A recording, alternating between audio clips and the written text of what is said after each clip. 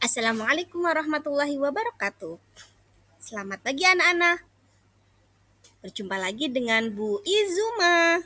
Hari ini kita akan belajar tentang iman kepada qada dan qadar. Anak-anak pasti sudah sering mendengar ya, apa itu iman kepada qada dan qadar. Apa ya? Yuk kita cari tahu. Kalian tahu tidak apa itu iman kepada qada dan qadar? Yes, betul. Iman adalah percaya, qada dan qadar adalah ketetapan Allah. Nah, untuk mengetahui lebih lanjut apa itu iman kepada qada dan qadar, perhatikan penjelasan berikut ya. Memahami makna iman kepada qada dan qadar. Qada dan qadar dalam ajaran Islam termasuk dalam rukun iman yang keenam.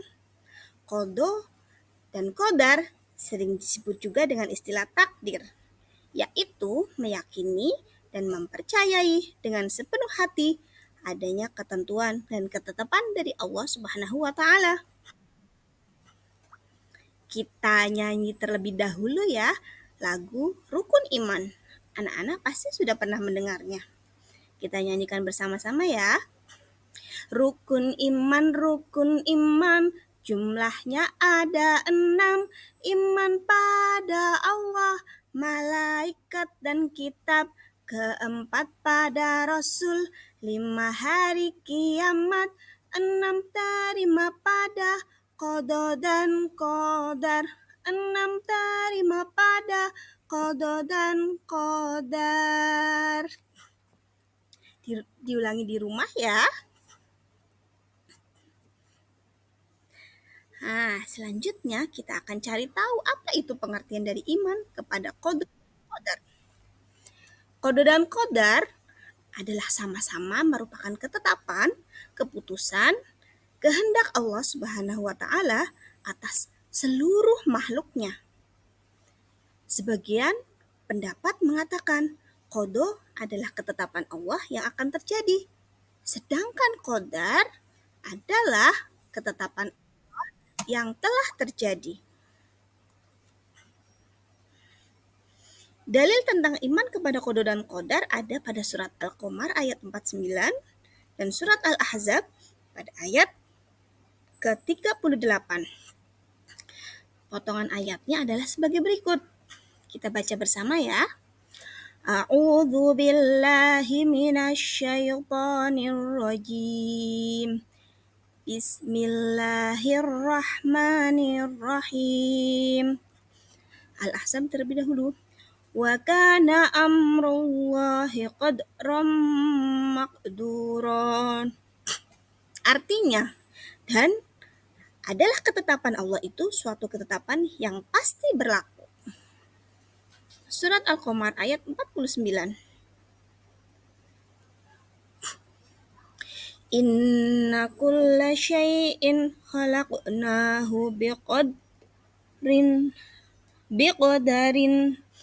Artinya, sungguh kami menciptakan segala sesuatu menurut ukuran. Berikut adalah dalil tentang iman kepada qada dan qadar. Sekarang apa sih hubungannya antara qada dan qadar?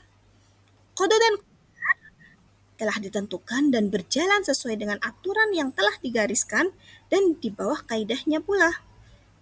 Dengan kata lain, segala yang terjadi di jagat raya ini seperti peredaran matahari, bintang, adanya bulan, rotasinya bumi, dan sebagainya bukanlah suatu kebetulan, melainkan semuanya sudah ditentukan oleh Allah Subhanahu wa taala. Nah, seperti diketahui tadi di depan bahwasanya qada dan qadar itu nama lainnya adalah takdir. Nah, sekarang kita akan belajar tentang macam-macam dari takdir. Takdir terbagi menjadi 2 macam. Ada takdir mubrom dan takdir mu'allaq. Takdir mubrom adalah ketentuan Allah yang berlaku atas setiap diri manusia tanpa dapat dihindarkan atau ditawar-tawar lagi. Artinya, takdir mubrom adalah takdir yang tidak dapat dirubah oleh manusia. Contohnya apa ya Bu Izum? Contohnya ada kematian, kelahiran bayi, jenis kelamin, terus terbitnya matahari, terbenamnya matahari, semuanya sudah ditakdirkan oleh Allah. Kemudian, takdir mu'alak. Takdir mu'alak adalah ketentuan Allah yang mungkin masih dapat diubah oleh manusia melalui usaha atau ikhtiar jika Allah yang mengizinkan. Nah, contohnya apa Bu Izum? Contohnya adalah kalau kalian ingin berprestasi, berarti kalian harus belajar. Kalian pengen terlihat rapi, berarti kalian harus mandi, harus berpakaian yang baik. Nah, sudah tahu kan perbedaan antara takdir mubrom dan takdir mu'alak? Sekarang fungsi iman kepada qada dan qadar. Yang pertama menyadarkan manusia.